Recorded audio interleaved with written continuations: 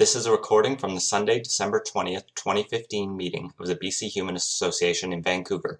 To learn more about humanism and to support our work, visit bchumanist.ca. And our speaker today is T. Barrett. He's here from Charity Sciences. And I'm sure we all want to know, if we're going to give charity money, we want to know where it goes and how it's used. So I want to thank everybody for coming here. It's pretty early for me. I got all dressed up. I haven't worn this in like 6 months, so hope you like it. It's an advantage of working in the nonprofit sector. So I'm here today to talk about effective altruism. I'm sorry, I've lost her. As was mentioned, I'm T. Barnett. I'm the Programs and Educational Officer at Charity Science. Zio did talk here before. She's my boss.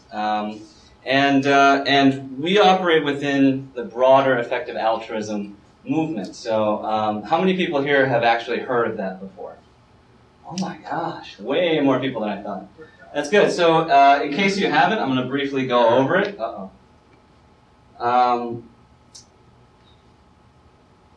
If this comes up, that would be nice. There we go. Yeah, I'm going to go over it. I'd like to take about 10-15 minutes on my end to explain and talk about what I have to talk about. And then after that, we'll move into sort of like an activity kind of thing, which sounds a little bit lame, but trust me, it'll be kind of fun, I hope. So effective altruism, these two words are fairly new. I think the movement's about 5 to 8 years old, something like that. Kind of slamming these two together.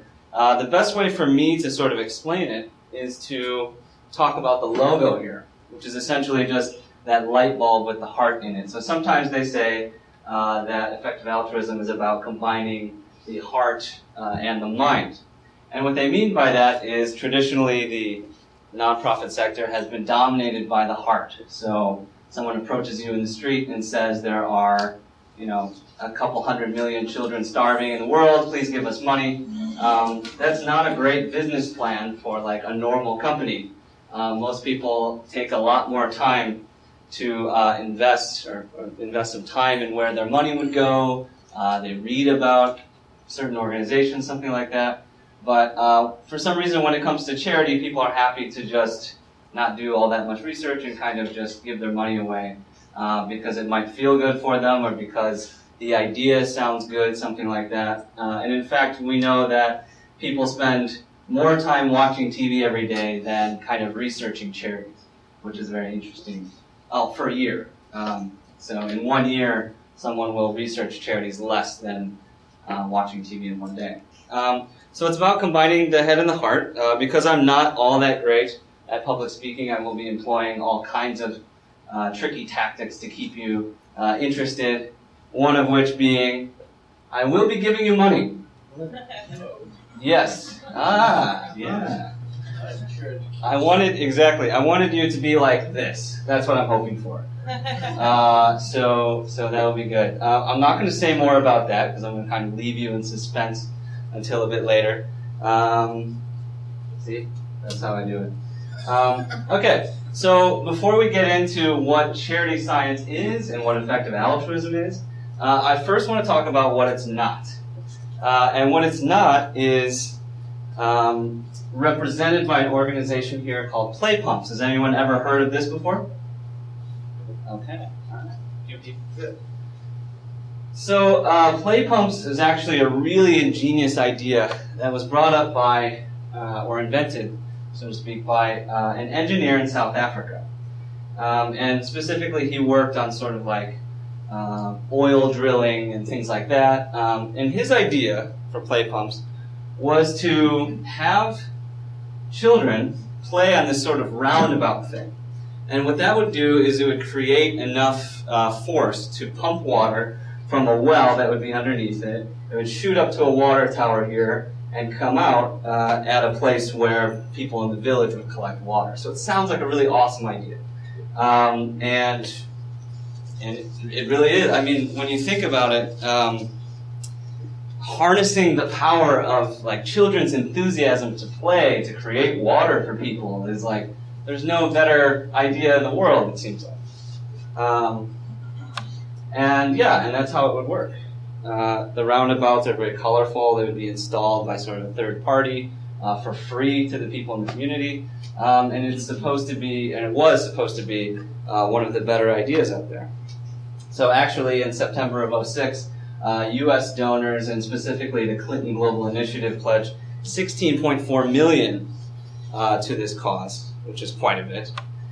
Jay-Z, if some of you are familiar with him, he's a famous entertainer, was doing concerts in September, November 2006, promoting it. He donated, I think, hundreds of thousands of dollars to the cause. Lots of celebrities getting behind it.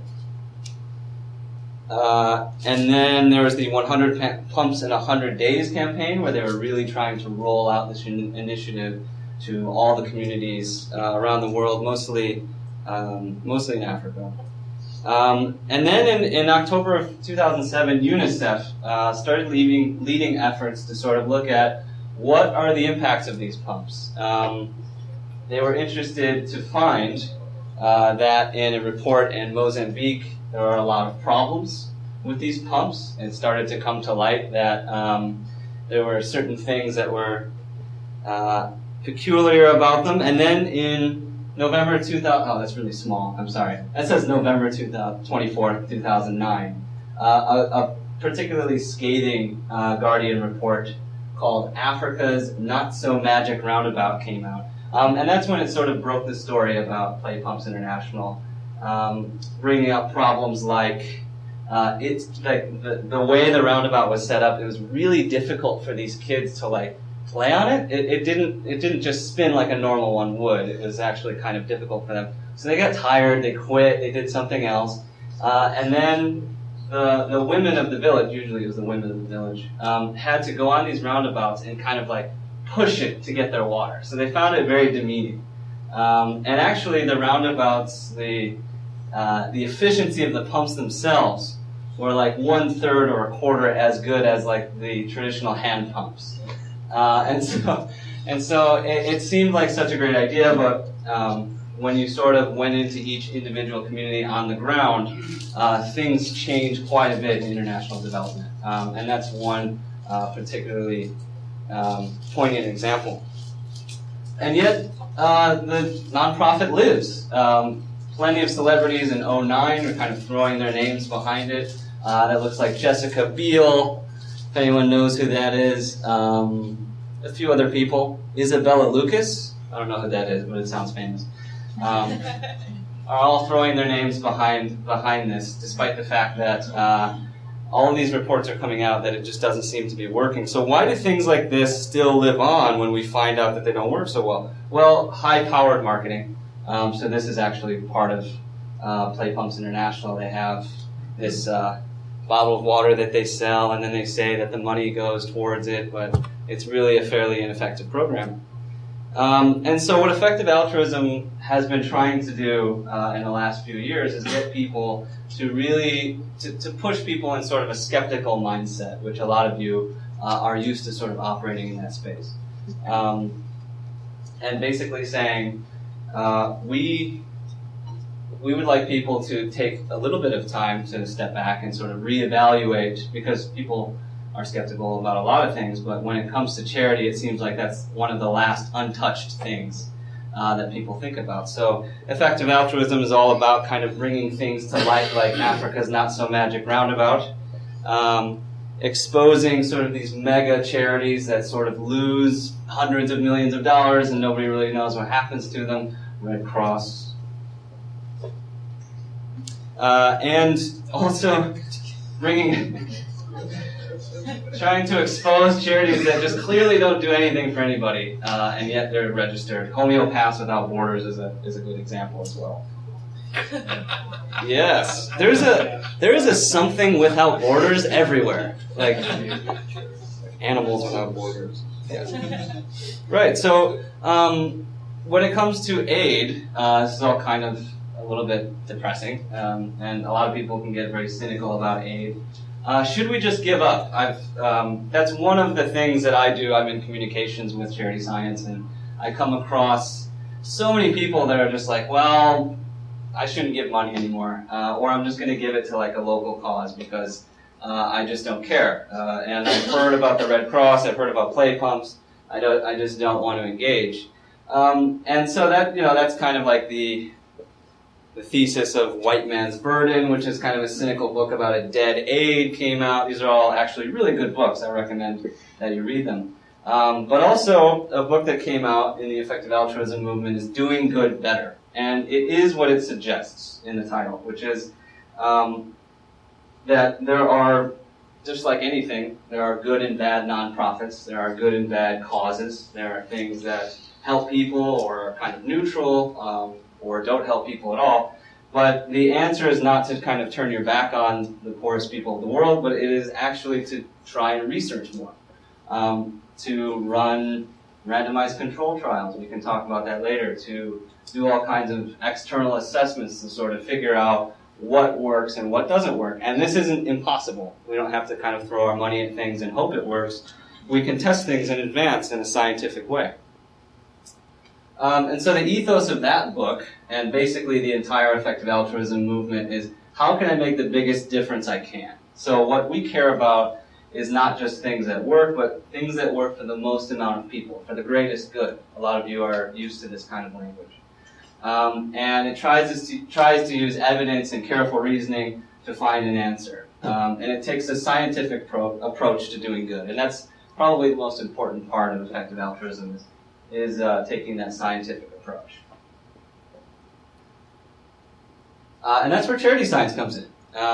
So we operate within this movement generally, and we're sort of like the pop culture kind of organization that tries to communicate to people these kinds of things, because as you can imagine, an effective altruist is usually very,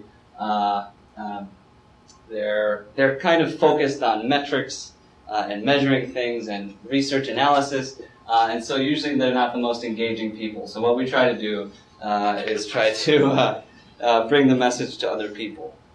So the philosophical foundations of effective altruism can be basically boiled down to this one question that's brought up by this man right here. We were just talking about Peter Singer, correct?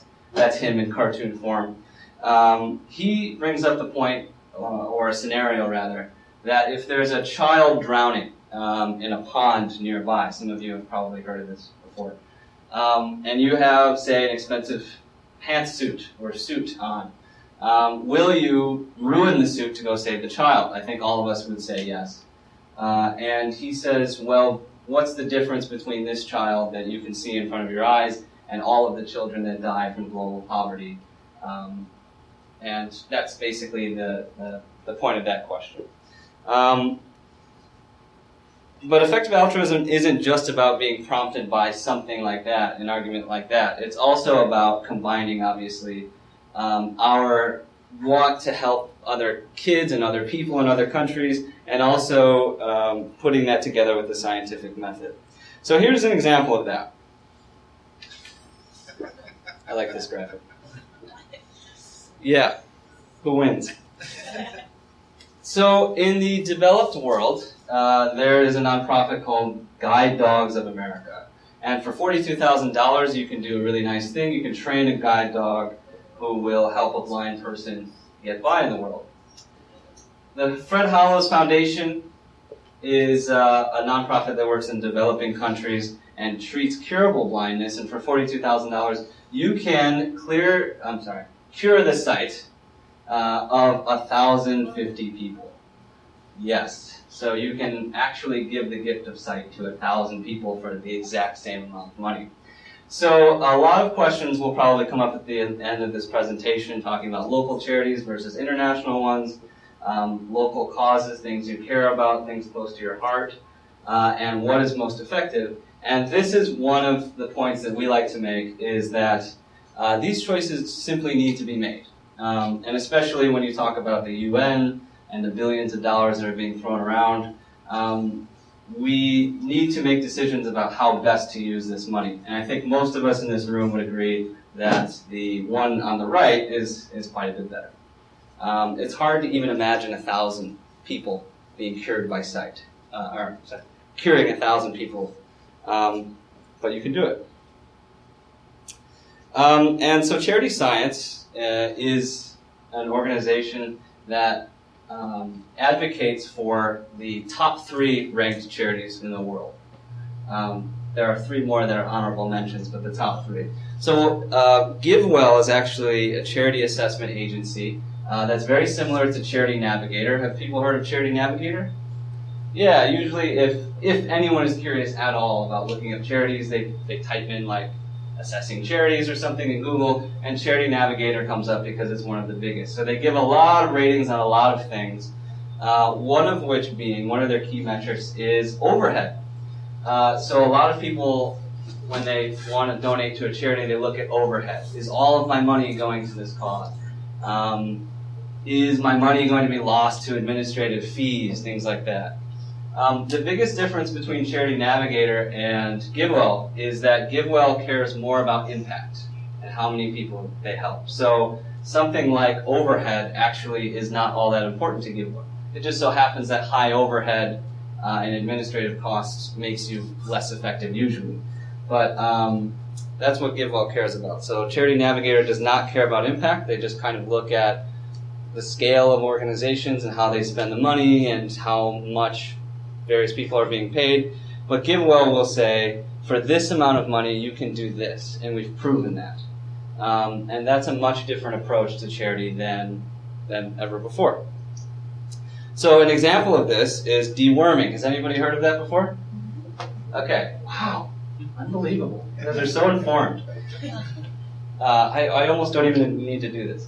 It was 50 cents before, about $1.25 now. You can give this pill, you can distribute a pill like this to an entire village or multiple villages. And what it does is it cures people of these sort of parasitic diseases that they have. They're called neglected tropical diseases. And these are not as sexy as HIV and malaria. It's deworming. That's kind of gross. And it doesn't kill people per se, I mean, usually. But what it does is it makes kids, especially if we're talking about education, it makes kids sick enough to be missing a lot of school and unable to, it takes away nutrients from them, so they can't think as well, they can't complete assignments on time. And there's a lot of sort of byproducts to having these parasitic worms. So these pills are $1.25 a piece, you just spread them throughout an entire village. And it's been found to, I have a graph, increase, you can't really see it very well, this is deworming. This is just giving people information on like healthy ways to do things. That's kind of been found to not be as effective, but deworming has held up pretty well. So compared to interventions like conditional cash transfers, like we'll pay the parents to make the kids go to school, or to give them uniforms, or to give them meals at school to try and entice them to come. These were all ideas in the 90s and early 2000s, like, these are great ideas, this will get more kids in school. And they would just do these things without testing them. So finally they tested them. Maybe in some villages they would deworm kids, some villages they wouldn't, and then they would measure the difference. And this is the difference. Per $100 that people spend on deworming, you can get 28.6 years of schooling for a single child. Additional years. Yeah, when compared to the other things. Not per child. I believe that's for the entire... That would be a lot of school. 28 years. They become doctors, all of them. It's, what is that? Additional years of school attendance per $100 spent. So I'm assuming that's 28.6 years maybe for an entire, a school in Kenya. Yeah, one school in Kenya. Okay.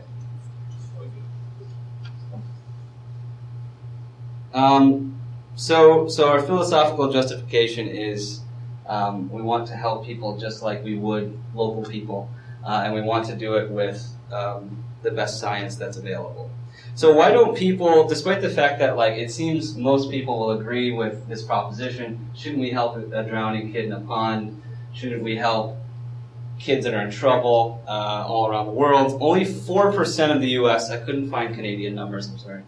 Only 4% of all charitable giving in the U.S. is to global poverty. Only 4%, which is really low. Why is that? Well, a lot of times someone in their family dies of some rare cancer, so they get attached to that. Interesting fact about cancer research is that $30,000 will only get you one additional life per person. Or, I'm sorry.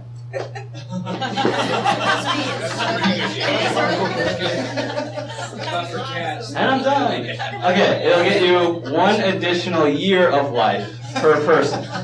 So that's $30,000 of cancer research. I don't know if you guys remember the $42,000 that could cure blindness for like 1,000 people.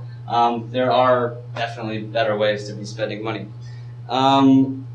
Giving money to poor people that we see on the street. That's sometimes what we'll do. Religious causes. And emergencies, disasters, major natural disasters. Everybody wants to give money to those. Those are usually overfunded. It's really easy to get people to donate money to these kinds of things. They're overfunded, and a lot of times more money is spent to rectify the disaster than preventative measures, like we're talking about. So, for example, during the great earthquake in Japan, the Japanese government was like, stop sending us money. We're an industrialized country. We don't need any more money. And yet people sent them like hundreds of millions more dollars.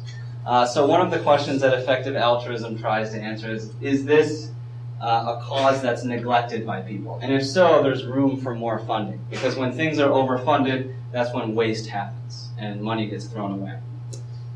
Okay, so moving on more into charity science.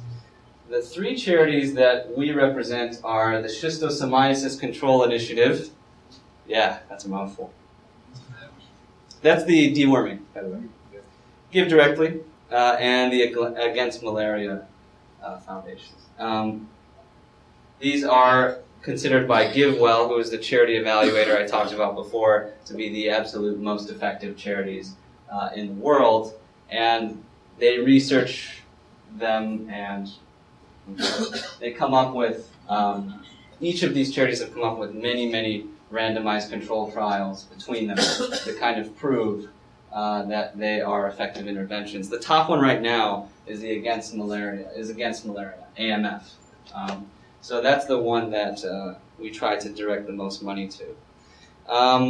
And now is the time when I tell you why I'm going to give you some money. You guys want to talk about that? Okay. So basically what we're going to do is called giving games. Has anybody ever heard of that before? Yeah. Really? Awesome. I'm always so shocked. I gotta stop being shocked.